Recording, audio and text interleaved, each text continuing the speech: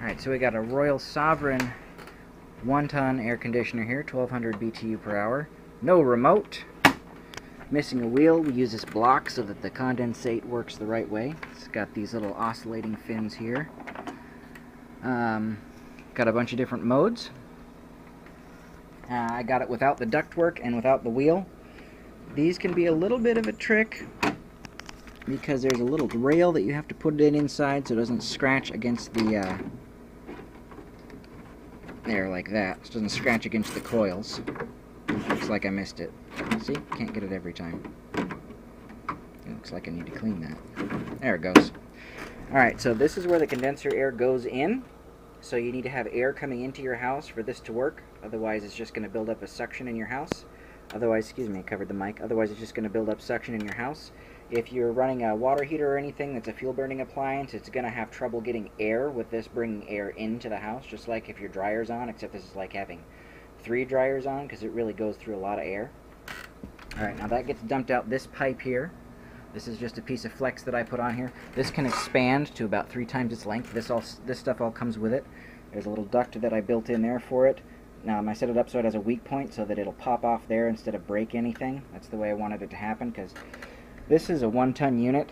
It's really crammed in there like a cell phone, and you don't want anything to break in there. You want something to break on the outside. And I set it up so that it can pop off. You put it back on. There's a little lock ring that goes in there. I've got this little duct pod set up here so that you can just stick this in your window. If it's too short, you add some wood on the bottom of the top. If it's too long, you cut it off. No problem. You just slide the window on it. It does need 1700 watts at full load. So you need a heavy extension cord that's not coiled up so that heat won't build up there. And then you need to plug it into a circuit that doesn't have too many other things on it. You'll either want to plug it into like your kitchen circuit, your washing machine, or if you have a dedicated bathroom circuit, that'll work. Or if you do have a circuit that doesn't have very much on it, a regular household circuit will work. It's not hard to set up. It's not hard to figure out how to make it work. You just have to be aware of that when you're doing it. You might want to be investing in an extension cord. The best thing to do is to cut it to length. If you're not comfortable doing that, I can show you how to do it. It's not hard. And Harbor Freight's always got those on sale for a really good price. This is it going. It just starts right up. I need to bring this down. Is that as low as it goes? Tell me it's not going to start up for me. Oh, fan. There we go. Come on. There we go.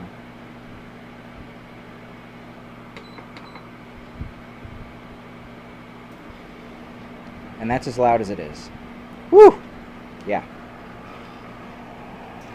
That's as loud as it is. I'm not terribly happy about this metal here, but I think it's actually better than the plastic one that it comes with.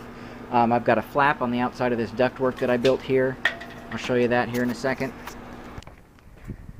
Here we go. That kind of helps to keep the critters out. Go ahead. And so your air just comes out there. As you can see, there's no way to make the air come in from the outside of the house. So, oh, and it does have a anti-short cycle timer on it. You can see we just shut it off, turned it back on, and it's waiting. That way you don't cause any compressor damage. All that stuff's built in. It does have a remote available. It doesn't come with it. You just clean these filters every once in a while. Condensers here, evaporators here. Cold comes out there. Lots of it. It's pretty intense. We have it set up so it'll blow through this doorway and actually turn the air around throughout the whole house. And it does a really good job. Yeah, it doesn't want to start. I wanted to show how it hops around when you shut it off. But anyway, yeah, that's extendable. Comes with all of this stuff. If you need help, let me know. I put in a bunch of stuff like this. This is probably, it's got handles here. This thing, I think it's supposed to have some kind of a tube around it. You have to split the case to put a new one on there.